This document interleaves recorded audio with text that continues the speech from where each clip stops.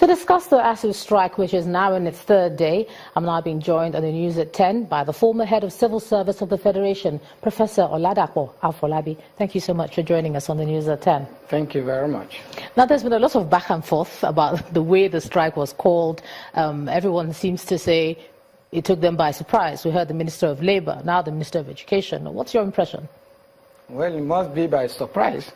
Ordinarily, when you call a dispute of this nature, there's some form of notice. Perhaps notice was given. Oh, really? Because when you do hear from the ASUU side, they talk about several letters that were written, months passed and they were ignored. So I don't know. What do you think? Well, I think the contention now will not be to actually debate whether there was notice or not. The strike is on. And we should do all that it requires to get all the stakeholders to come back to the discussion table, give each other the assurances required so that our children will not suffer.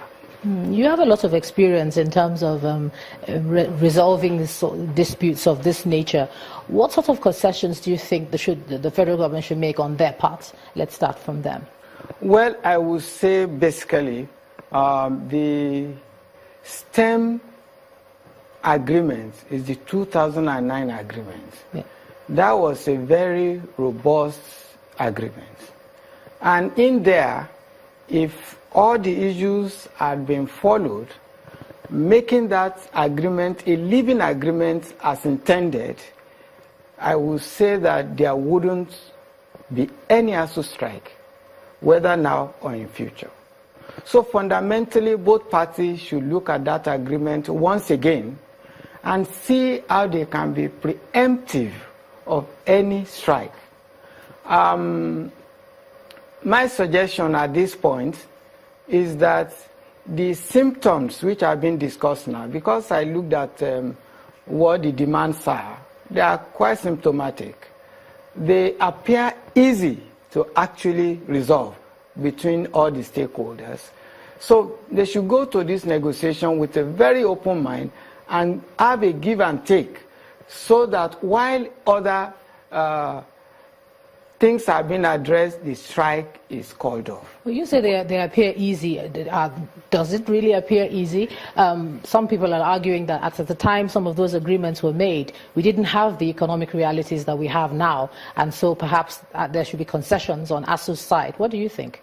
Well, the agreement that was actually reached at the time had the ingredients of implementation.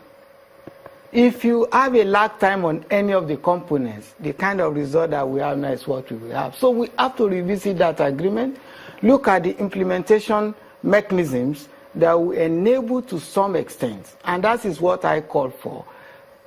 All the three components of autonomy for the university.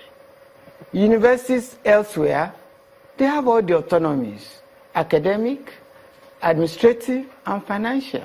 We have to address all of those, develop the mechanism. But as it is now, what my advice will be to both ASUU and government is to quickly reach a form of give and take on all the issues.